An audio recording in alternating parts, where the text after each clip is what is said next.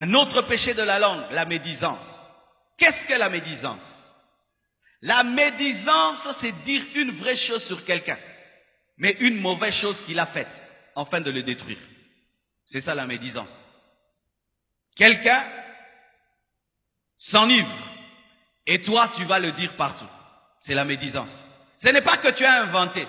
Le médisant n'invente pas. Il dit la vérité. Et souvent, le médisant continue à médire parce qu'il dit, j'ai pas menti. Est-ce que j'ai menti? Est-ce que j'ai menti? Mais tu t'étais enivré. Est-ce que j'ai menti? Ce n'est pas parce que tu n'as pas menti que tu dis bien. Tu pouvais cacher cela. Alléluia. Le médisant, c'est celui qui répand une mauvaise nouvelle, mais qui est vraie. Tu vois le mal, au lieu de cacher ton frère et de l'aider en secret, tu vas sur les places publiques et tu commences à répandre. Tu sais, c'est un péché. C'est un péché. Pourquoi? La Bible dit, ne fais pas à l'autre ce que tu n'aimerais pas qu'on te fasse. Est-ce que toi, si on te retrouve dans un péché, tu aimerais qu'on le dise dans le monde entier? Non. Pourquoi tu le fais à ton frère? Quand c'est l'autre qui pêche, voilà maintenant, je vais le dire. Mais quand c'est ton tour, il faut qu'on te cache. Tu as un mauvais cœur. Et ce qui fait que Dieu ne t'exauce pas quand tu pries. Parce que c'est un signe de manque d'amour et Dieu n'exauce pas la méchanceté. Dieu n'exauce pas un cœur méchant. Les païens peuvent le faire. Mais nous, les chrétiens, nous croyons qu'un homme peut changer. Un homme peut s'enivrer aujourd'hui. Et puis demain, il se répand, il change. Mais toi, quand tu répands cela, tu as détruit sa réputation. Et sachez que dans ce monde, la réputation est chère et c'est difficile de réparer l'image d'un homme lorsque tu l'as déjà détruit. Médisant, tu fais le travail de Satan. Tu fais le travail de Satan. Vous qui aimez bien connaître des mauvaises choses sur les autres, afin de prendre des téléphones et de les répandre. Faites attention. Et même cette habitude aujourd'hui que les chrétiens ont dans les églises, de trouver des nouvelles sur Internet et de les partager. Ne partagez pas de telles choses. Partagez des prédications, des choses qui édifient. Ne partagez pas des scandales. Tu tombes sur un scandale, ne m'envoie pas. Ne m'envoie pas. Ne m'envoie pas ni sur WhatsApp, ni sur quoi que ce soit. Je n'en ai pas besoin. Ça va m'édifier en quoi? Des gens qui ne partagent jamais des bonnes choses. Mais si seulement il entend qu'un frère de l'église a fait cela, là il va partager à tout le monde. Tu as un esprit du diable. C'est un manque d'amour. Et si on te faisait cela, aucun de nous ici ne peut dire qu'il est parfait. Chacun de nous des fois branche dans un domaine quelconque. C'est pourquoi tu demandes pardon à Dieu avant de dormir. Alors si Dieu lui faisait la médisance, tu pêches toute la journée et puis tu confesses ton péché et le prophète ne le voit pas. Dieu n'est pas médisant. Sinon Dieu allait commencer à révéler même les confessions au prophète. Mais le prophète ne peut pas voir un péché confessé parce que Dieu l'a effacé.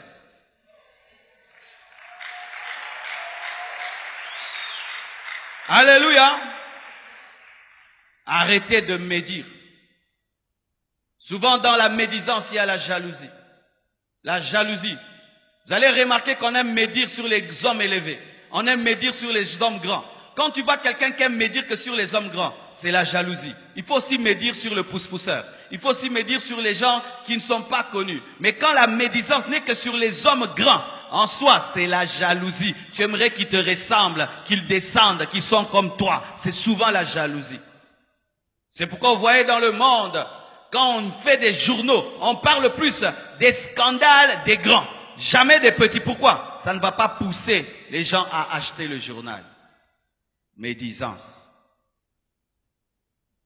Et quand vous faites maintenant des groupes de médisance, c'est la malédiction. Les chrétiens doivent faire des groupes de prière où vous vous rencontrez à trois, vous priez, vous jeûnez. Pas vous vous retrouvez, vous parlez du mal des gens, vous parlez des choses, tel a fait, tel a fait, tel a fait. Ça vous rapporte quoi? La médisance te vide spirituellement. Ça diminue la plénitude du Saint-Esprit. Je te dis, teste cela. Tu es rempli du Saint-Esprit après des moments de prière et puis tu médites. Tu vas sentir que la dose a diminué. Vrai ou faux? Vous savez pourquoi la dose diminue?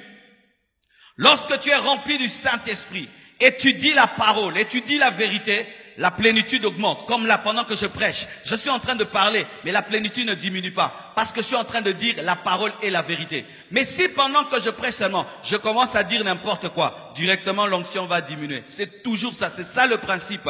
Et dans ta vie, quand tu es à la maison et tu ne fais que parler du mal des gens, toutes ces onctions que tu reçois dans la prière sont perdues pour rien.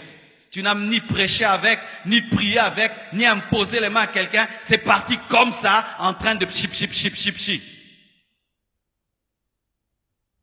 Tu passes 3 heures du temps à genoux, affamé, pour que Dieu te oigne, et puis tu prends cette onction, tu la répands par terre. Tu n'es pas intelligent. Gardez vos langues.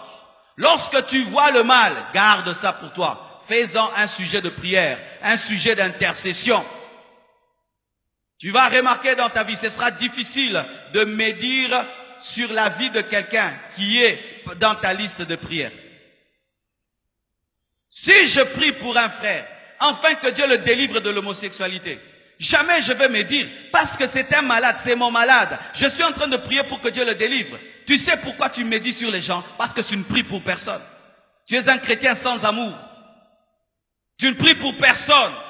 Tu n'as le souci de personne. Alors tu peux détruire la vie de tout le monde parce que tu n'as le souci de personne. Avez-vous déjà vu un médecin médire sur son malade? Les médecins, ils savent que même telle autorité a le sida, telle autre a ceci. Vous avez déjà entendu un médecin le dire? Jamais. Pourquoi? Il espère la guérison. Mais nous sommes plus que des médecins. Nous sommes le sel de la terre, la lumière du monde. Et tout ce temps que nous passons à dire le mal des autres empêche à Dieu de nous exaucer, mes frères. Quand vas-tu arrêter de parler mal? Quand vas-tu accepter